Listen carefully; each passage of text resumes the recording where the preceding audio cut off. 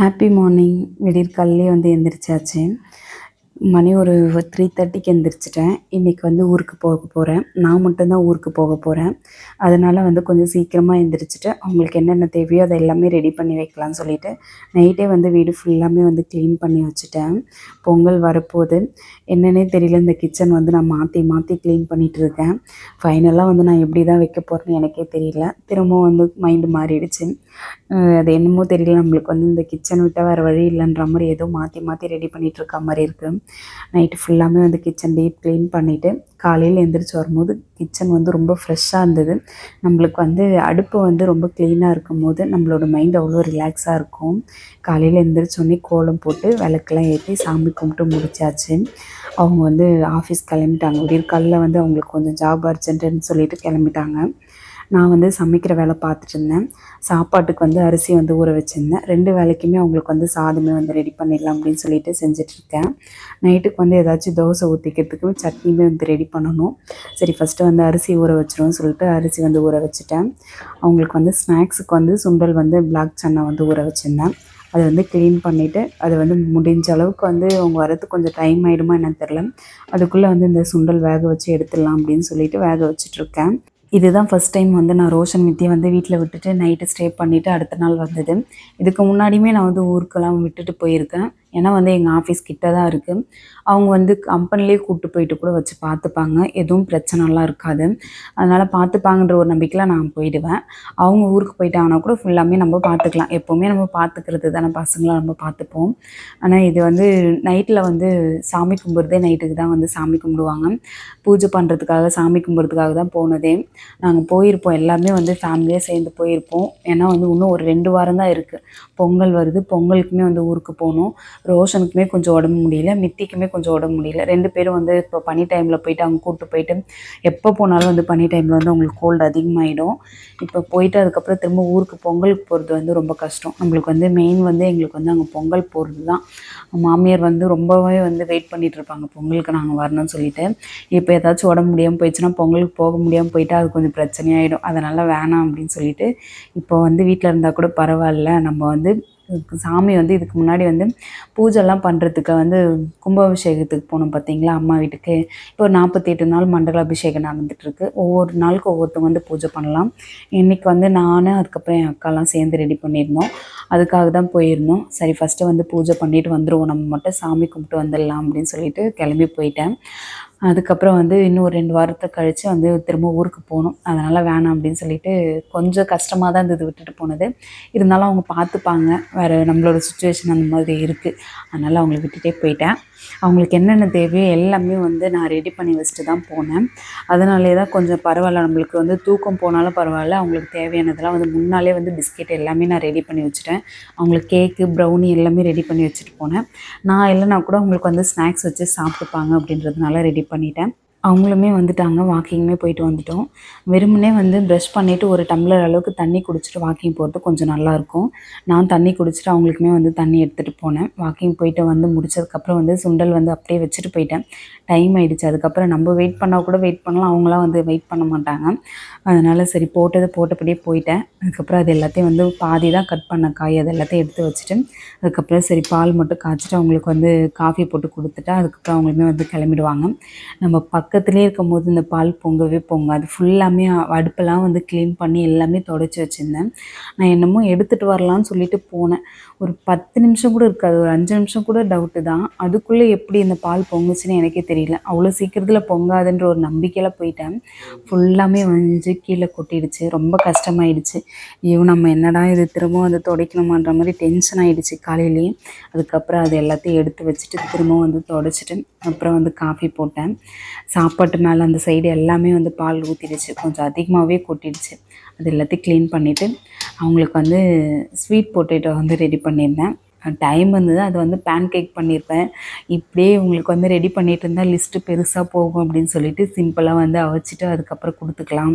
அது யார் சாப்பிடுவாங்க தெரியாது, 3 பேரில் யாராச்சும் ஒருத்தவங்க சாப்பிட்டோம் அப்படின்னு சொல்லிட்டு என்னோடய கடமை அவங்களுக்கு ஏதாச்சும் செஞ்சு வச்சுட்டு போயிடணும். அவங்களுக்கு பசிக்குதுன்னு சொல்லிட்டு உட்காரக்கூடாதுன்னு சொல்லிட்டு அவங்களுக்கு சமைக்கிறது, சாப்பாடு எல்லாமே ரெடி பண்ணிவிட்டு அவங்களுக்கு ஸ்நாக்ஸ் எல்லாமே ரெடி பண்ணி வச்சுட்டு தான் போகணும்னு சொல்லிட்டு சீக்கிரமாகவே எழுந்திரிச்சிட்டேன்.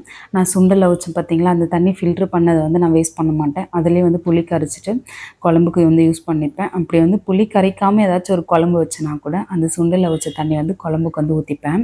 இப்போ வந்து சாப்பாடெலாம் வந்து செஞ்சுட்டேன். குழம்பு வந்து ரெடி ஆகிட்டுருக்கு. அதுக்குள்ளே வந்து முன்னாடியே வந்து காலைல எழுந்திரிச்சோடனே ஒரு டைம் வந்து மிஷினில் வந்து துணி போட்டுட்டேன். அந்த துணியெல்லாம் எடுத்துகிட்டு திரும்ப வந்து மிஷின் வந்து லோட் பண்ணிட்டேன். துணியெல்லாம் லோட் பண்ணிட்டு அப்புறமா வந்து நான் எப்படியும் வந்து கிளம்புறதுக்குள்ளே அது காஞ்சிரும். துணி துவைச்சி முடிச்சிடும். அதுக்கப்புறம் எல்லா துணியுமே வந்து காய வச்சுட்டு போயிட்டேன்னா ரோஷன் வந்து எடுத்துகிட்டு வந்து வச்சுருவான். முடிஞ்ச அளவுக்கு வந்து மடிக்கணும்னா மடிப்பாங்க. ஆனால் அவங்களோட மைண்டு எப்படி இருக்குன்னு தெரியாது. ஒவ்வொரு டைம் வந்து வேலை பார்ப்பாங்க. ஒரு டைம் நம்ம சொன்னால் கூட செய்யவே மாட்டாங்க. சரி நம்ம கடமை சொல்லுவோம், செஞ்சால் செய்கிறாங்க, செய்யலாம் போகிறாங்க அப்படின்னு சொல்லிட்டு துணி மட்டும் எடுத்து மடிச்சு வைடான்னு சொன்னேன். ஆனால் அவன் மடிக்கல, அப்படியே தான் வச்சுருந்தான். சரி நான் வந்ததுக்கப்புறம் தான் அந்த துணியெல்லாம் மடிக்கிற மாதிரி இருந்தது. மிஷினில் வந்து துணியுமே போட்டுட்டேன். இதுக்கப்புறம் போயிட்டு மிச்சம் கொஞ்சம் வேலைலாம் வச்சுருக்கேன். அந்த வேலையுமே பார்க்கணும். நான் வந்து ரெடி ஆகிட்டேன். சாமிலாம் வந்து கும்பிட்டு முடிச்சிடலாம் அப்படின்னு சொல்லிட்டு எப்போவுமே வந்து ஊருக்கு போனால் வந்து நான் வந்து மனுஷங்கிட்ட சொல்கிறேனோ சொல்லலையோ சாமிக்கிட்ட சொல்லிட்டு போவேன். பசங்களெலாம் பத்திரமா பார்த்துக்கோ அப்படின்னு சொல்லிட்டு போவேன். அது என்னென்னே தெரியாது. நான் ஊருக்கு எப்போ இல்லை, என் சின்ன பிள்ளைங்களாம் என் பசங்க இருக்கும்போது கூட கடைக்கு போனேன்னா கூட நான் பூஜை பண்ணுறேன்னா சாமிக்கிட்ட சொல்லிட்டு போவேன். நான் போயிட்டு வரதுக்குள்ளே என் பசங்களை பார்த்துக்கிட்டே இரு, நான் வந்துடுறேன் அப்படின்னு சொல்கிற மாதிரி இன்னும் பக்கத்தில் தெரிஞ்சவங்க கிட்ட பேசுகிற மாதிரியே சொல்லுவேன். வந்ததுக்கப்புறமா அவங்களுக்கு வந்து நன்றி சொல்லுவேன். என் பசங்களை இவ்வளோ பத்திரமா பார்த்துக்கிட்டதுக்கு ரொம்ப நன்றி அப்படின்ற மாதிரி தான் சொல்லுவேன். இது பார்க்க கொஞ்சம் ஓவராக இருக்கும். ஆனால் எனக்கு அப்படி பழகிடுச்சு. நான் எப்போவுமே சரி போகும்போதெல்லாம் அப்படியே சொல்லி பழகிட்டேன். இன்றைக்குமே வந்து பூஜை பண்ணிவிட்டு என் பிள்ளைங்கள பார்த்துக்க சொல்லிவிட்டு அதுக்கப்புறம் நான் ஊருக்கு கிளம்பிட்டேன். சாதம் செஞ்சுருந்தேன். அதுக்கப்புறம் முள்ளங்கி முருங்கைக்காய் போட்டு பொரிச்சு குழம்பு ரெடி பண்ணிவிட்டு அவங்களுக்கு வந்து கார சட்னி வச்சுருந்தேன். மாவு வந்து கோதுமை மாவு வந்து அரைச்சி வச்சுருந்தேன். அதை எல்லாத்தையும் மிக்ஸ் பண்ணி வச்சுட்டு அதுக்கப்புறம் பச்சை பயிறு, சுண்டல், அதுக்கப்புறம் இந்த சக்கரவள்ளி கிழங்கு, இது எல்லாமே வந்து ஸ்நாக்ஸ் எல்லாம் ரெடி பண்ணியிருந்தேன். எல்லாமே வந்து ரெடி பண்ணி வச்சுட்டு போயிட்டேன். நானுமே வந்து காலையில் சாப்பிட்டுட்டு போயிடலாம், டைம் இருக்குது. நம்ம வந்து எப்படி இருந்தாலும் போனால் நைட்டில் தான் வந்து சாமி கும்பிட போகிறாங்க. அதனால் சரி நம்ம பொறுமையாகவே வந்து கொஞ்சம் கிளம்புவோம் அப்படின்னு சொல்லிட்டு கிளம்புனதுக்கப்புறமா உட்காந்து சாப்பிட்டுட்டே போகலாம் அப்படின்னு சொல்லிட்டு சாப்பிட்டுட்டேன். இவங்களை வந்து பஸ்ஸில் கூப்பிட்டு போகிறது ரொம்ப கஷ்டம். இப்போ பொங்கலுக்கே நாங்கள் எப்படி போக போகிறோன்னே தெரியல. பைக்லேயே போகிறது வந்து ரொம்ப கஷ்டமாக இருக்குது. என்றைக்கு தான் கடவுள் கண்ணு திறப்பாருன்னே தெரில. ஏதாச்சும் முடிஞ்ச அளவுக்கு ஏதாச்சும் ஒரு கார் வாங்கணும்னு பார்த்துட்டே இருக்கோம். பார்ப்போம். இந்த 2026 நாங்கள் வந்து கார் வாங்குவோமான்னு பார்க்குறோம். கண்டிப்பாக வந்து ட்ரை பண்ணிகிட்டே இருக்கோம். 2-3 வருஷமாக வந்து ட்ரை பண்ணிகிட்டே இருக்கோம். 4-5 வருஷமாக வந்து அவங்களுக்கு ஆசை கார் வாங்கணும்னு சொல்லிட்டு. ஒரு 2-3 வருஷமாக தான் நான் ஆசைப்பட்டுட்ருக்கேன். ஏன்னா வந்து பசங்க வளர்ந்துட்டாங்க. நம்ம எப்போவுமே வந்து மாதம் ஊருக்கு போகிற மாதிரி ஏதாச்சும் ஒரு சுச்சுவேஷன் வந்துடும். ஏன்னா நம்மளுக்கு எல்லாருமே ஊரில் தான் இருக்காங்க. இங்கே நம்ம மட்டும்தான் இருக்கோம். நம்மளுக்கு எதனாச்சும் ஒரு எமர்ஜென்சினா கூட நம்ம ஊருக்கு உடனே போகிற மாதிரி இருக்கும். நம்மக்கிட்ட ஒரு கார் இருந்ததுன்னா நம்ம பாட்டுக்கு நம்ம போயிடலாம். பார்ப்போம், கண்டிப்பாக நடக்கும். நாங்களும் ஒவ்வொரு இடமும் போய் பார்த்துட்டுலாம் கூட வந்துட்டோம். கார்லாம் புக் பண்ணுற மாதிரிலாம் கூட போய் பார்த்துட்டு வந்துட்டோம். நமக்கு வந்து இன்னும் கார் வாங்குறதுக்கான நேரம் வரல. எதுவுமே வந்து நேரம் காலம் கூடி வரும்போது தான் நமக்கு நடக்கும். நம்ம நினைக்கும் போதெல்லாம் எல்லாம் நடக்கணுன்றது வந்து கட்டாயம் கிடையாது. ஏன்னா அப்படி நடக்கணும் அப்படின்னு நினச்சா நம்ம நிறைய டைம் வந்து ட்ரை பண்ணிட்டோம், நடக்கல. சரி நமக்கான நேரம் எப்போ வருதோ அப்போ எடுத்துக்கலாம் அப்படின்ற மாதிரி அப்படியே விட்டாச்சு. நான் ஊருக்குமே வந்துட்டேன். ஊருக்கு வந்ததுக்கப்புறம் வந்து ட்ரெஸ்லாம் எதுவுமே சேஞ்ச் பண்ணவே இல்லை. ஏன்னா நைட்டுக்கு வந்து சாமி கும்பிடணும். திரும்ப போயிட்டு சாரீலாம் கட்ட முடியாதுன்னு சொல்லிட்டு அப்படியே வந்து அந்த சாரியை தான் கட்டிட்டு சுற்றிட்டு இருந்தேன். எனக்கு வந்து இப்போ வீட்டில் வந்து அந்தளவுக்கு எதுவுமே வேலைலாம் கிடையாது. வீட்டில் இருக்கிற வேலை பூ கட்டுற வேலை மட்டும்தான். அதுவுமே கட்டி முடிச்சாச்சு. சமைக்கலாம்னு சொல்லிட்டு தான் ஃபஸ்ட்டு வந்து பிளான் பண்ணோம். ஒரு 5 கிலோ வந்து வெஜ் பிரியாணி வந்து ரெடி பண்ணிக்கலான்ற மாதிரி தான். அதனால தான் நான் ஃபஸ்ட்டு வந்ததே. ஆனால் அக்காவுக்கு வந்து கொஞ்சம் வேலையாக இருந்தது. சரி நீ மட்டும் செய்ய வேணாம் அப்படின்னு சொல்லிட்டு நம்ம வெளியிலே வந்து ஆர்ட்ரு பண்ணிக்கலாம்னு சொல்லிட்டு கடையிலே வந்து ஆர்ட்ரு கொடுத்துட்டோம். அவங்க வந்து ரெடி பண்ணியிருந்தாங்க. சரி அதனால் நம்மளுக்கு கொஞ்சம் வேலை ஃப்ரீயாக இருந்தது. சரி அப்படியே வந்து சுற்றி பார்த்துட்டு இருக்கலாம்னு சொல்லிட்டு வந்தேன். ரொம்ப நாள் ஆயிடுச்சு. ஆனால் வந்து இது வந்து எங்கள் ஊரோட ஏரி, இது ரொம்ப பெரிய ஏரி. ஃபுல்லாமே வந்து தண்ணி வந்துடுச்சு. கழனிக்கிட்டலாம் வந்து ஃபுல்லாமே தண்ணி போயிடுச்சு. கழனிக்கிட்ட வந்து பயிரெலாம் வைக்க முடியாது, ஃபுல்லாக தண்ணியாக இருந்தது. அதெல்லாம் பார்த்துட்டு வந்துட்டோம். அக்காவுமே வந்து வேலையிலேருந்து வந்துட்டாங்க. எல்லாருமே வந்து வர ஆரம்பிச்சிட்டோம். வீட்டில் இருக்கிற வேலை எல்லாமே முடிச்சாச்சு.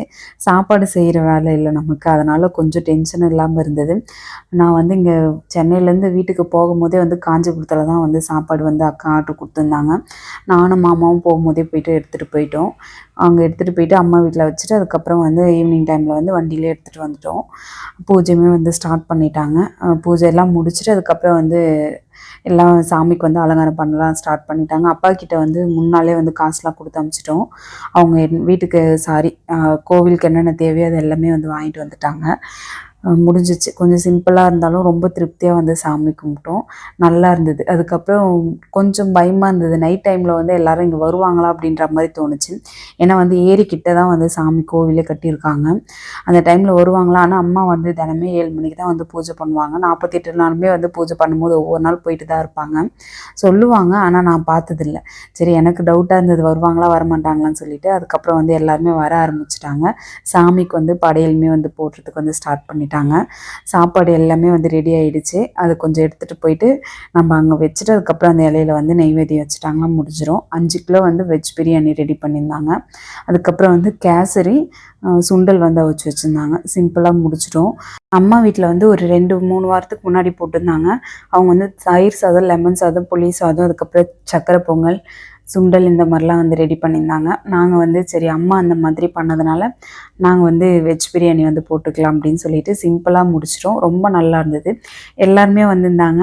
சாப்பாடு ஃபஸ்ட்டு பத்துமா பத்தாதான்னு சொல்லிட்டு சாப்பாடு வந்து அதிகமாக யாருமே வரல. கொஞ்சம் பேர் தான் இருந்தாங்க. அதனால் சாப்பாடு கொஞ்சம் அதிகமாக எல்லாருக்குமே போட ஆரம்பிச்சிட்டோம். அதுக்கப்புறம் கொஞ்ச நேரம் கழித்து நிறைய பேர் வர ஆரம்பிச்சிட்டாங்க. அதுக்கப்புறமா தான் கொஞ்சம் கொஞ்சமாக போட்டோம்.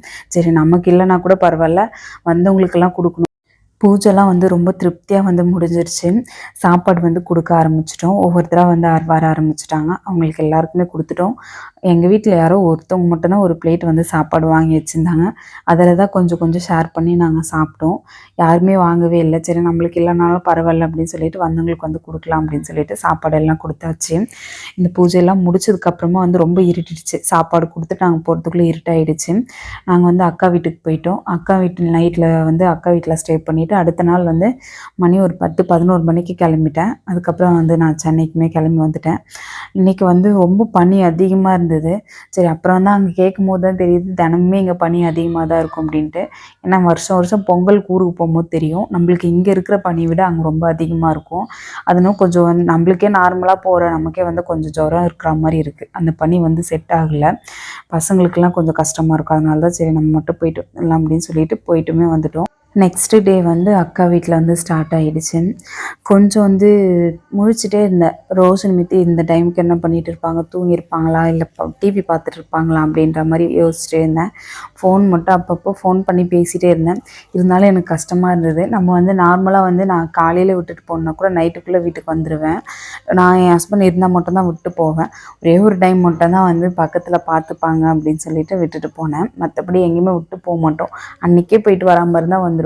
யாருன்னா ஃப்ரெண்ட்ஸ் வீட்லேயோ இல்லை வந்து தெரிஞ்சவங்க வீட்டில் அந்த மாதிரி தான் விட்டுட்டு போவோம். கூப்பிட்டு போயிட்டு கூப்பிட்டு வர்றது தான் கொஞ்சம் கஷ்டமாக இருக்கும். ஒரே நாளில் போயிட்டு வர மாதிரி இருந்தால் விட்டு போவோம். அப்படி இல்லைன்னா வந்து ஒருத்தர் மாற்றி ஒருத்தர் பார்த்துப்போம். ஆனால் நைட்டு வந்து எங்கேயுமே தங்கினதே கிடையாது. கொஞ்சம் நைட்டு வந்து தங்கினதுனால என்னன்னு தெரியல, எனக்கு ஒரு மாதிரி கஷ்டமாக இருந்தது. நைட்டு தூங்கியிருப்பாங்களா, என்ன பண்ணியிருப்பாங்கன்னு நம்ம எப்படி தான் எங்கே இருந்தாலும் சரி நம்ம ஞாபகம் ஃபுல்லாமே வந்து பசங்க மேலே தான் இருந்தது. சரி, அதுக்கப்புறமா வந்து அப்பயே யோசிச்சிட்டேன், இதுக்கப்புறம் வந்து நம்ம வந்து பசங்களெல்லாம் விட்டுட்டு எங்கேயுமே போகக்கூடாது. ஏதாச்சும் ஒரு சுச்சுவேஷன் யாருன்னா போகணுன்னா கூட அவங்க போய்க்கிட்டோம் அப்படின்ற மாதிரி நினச்சிட்டு விட்டுட்டேன். ஏன்னா கோவிலுக்கு வந்து போகிறோன்னு சொல்லிட்டோம். யாராச்சும் ஒருத்தவங்களாச்சும் போய் ஆகணும். எல்லாருமே போக முடியாது. அதனால் நான் மட்டும் போயிட்டு வந்தேன். இல்லை வந்து வேறு ஏதாச்சும் ஒன்றுன்னா கண்டிப்பாக நான் நின்றுட்டுருப்பேன். வேணான்னு சொல்லிட்டு அவங்கள அமுச்சு வச்சுருப்பேன். இல்லை நான் நின்றுட்டு இருப்பேன் எல்லாருமே. சரி, சாமி விஷயன்றதுனால வந்து நம்ம மட்டுமாச்சும் போயிட்டு வரலாம் அப்படின்னு சொல்லிட்டு கிளம்பி போயிட்டு பார்த்துட்டு வந்துட்டோம். அப்புறம் வந்து வீட்டில் வந்து அக்கா வீட்டில் வந்து எல்லா வேலையுமே முடிஞ்சிருச்சு. காலையில் எழுந்திரிச்சோடனே அவங்க வந்து விடியற்காலையில் எழுந்திரிச்சு பூஜையெல்லாம் பண்ணிவிட்டு அவங்க நார்மலாகவே வந்து சீக்கிரமாகவே எழுந்திரிச்சிடுவாங்க. ஏன்னா வந்து நித்திஷ் வந்து காலேஜ் போகிறாரு. 6 மணிக்கெலாம் சாப்பாடு ரெடி பண்ணுன்றதுனால விடியற்காலையில் எழுந்திரிச்சா மட்டும்தான் அவங்க வீட்டில் வந்து வேலை முடியும். நாங்களாம் கொஞ்சம் லேட்டாக ரெடி பண்ணால் கூட அவங்க வீட்டில் கரெக்டாக அந்த டைமிங்க்கு வேலையெல்லாம் முடிஞ்சிடும். வீட்டில் எல்லா வேலையுமே வந்து ரெடி பண்ணிட்டு இருந்தாங்க. காலையில் எழுந்திரிச்சு காஃபிலாம் குடிச்சிட்டு அதுக்கப்புறம் வெளியில் வந்து சும்மா வந்து ஒரு வீடியோஸ் மட்டும் எடுத்துகிட்டு அதுக்கப்புறம் வந்து வீட்டில் நானுமே கொஞ்சம் வேலை பார்த்துட்டு ஊருக்குமே வந்து கிளம்பிட்டோம். அப்பா வந்து மீன் வாங்கிட்டு வந்தாங்க. நான் ஏற்கனவே மினி விலாகில் வந்து ஷேர் பண்ணியிருந்தேன். மீனெல்லாம் வாங்கிட்டு வந்ததுக்கப்புறம் அதெல்லாம் சமைச்சு சாப்பிட்டுட்டு நானுமே கொஞ்சம் குழம்புலாம் எடுத்துகிட்டு வந்துட்டேன். ஓகே, விலாக் ரொம்ப லென்த்தியாக போகுதுன்னு நினைக்கிறேன். விலாகோட எண்டுக்கு வந்துட்டோம். 1 செகண்ட் எல்லாருக்குமே ஹாப்பி நியூ இயர். இந்த வருஷம் வந்து யாரெல்லாம் என்னெல்லாம் எதிர்பார்த்து நடக்கணும் அப்படின்னு நினச்சி வெயிட் பண்ணிகிட்டு இருக்கீங்களோ அவங்க எல்லாருக்குமே இந்த வருஷம் ரொம்ப ஹாப்பியாக நம்ம நினைக்கிறதெல்லாம் வந்து கடவுள் கண்டிப்பாக கொடுப்பாரு. கொஞ்சம் லேட் ஆனால் கூட பரவாயில்ல, நம்மளுக்கு கொஞ்சம் பெஸ்ட்டாகவே கொடுப்பாரு. அதுக்காக தான் நம்மளுக்கு வந்து ரொம்ப லேட்டாக பண்ணுறாருன்னு நினைக்கிறேன். எதுவுமா இருந்தாலும் சரி, கல்யாணமாக இருந்தாலும் சரி, குழந்தை பிறக்கிறதா இருந்தாலும் சரி, வேலை பார்க்குறது A to Z எதுவாக இருந்தாலும் சரி, நமக்கு கொஞ்சம் எதுவுமே லேட் ஆகிடுச்சுன்னா இதை விட ரொம்ப பெஸ்ட்டாக நம்மளுக்கு கடவுள் கொடுப்பாருன்ற நம்பிக்கையோடு நம்ம வந்து இந்த வருஷம் ஃபஸ்ட்டு அடி எடுத்து வைப்போம். நம்பிக்கை தாங்க வாழ்க்கை. நம்பினா வந்து கடவுள் வந்து என்றைக்குமே நம்மளை கைவிட மாட்டார். நல்லதே நினைப்போம், நல்லதே நடக்கும். சரி, ஓகே, விலாகோட எண்டுக்கு வந்துட்டோம். அடுத்து வர விலாகில் வந்து மீட் பண்ணுறேன். இவ்வளோ நேரம் என்னோடய விலாக் பார்த்ததுக்கு ரொம்ப தேங்க்ஸ். பாய்.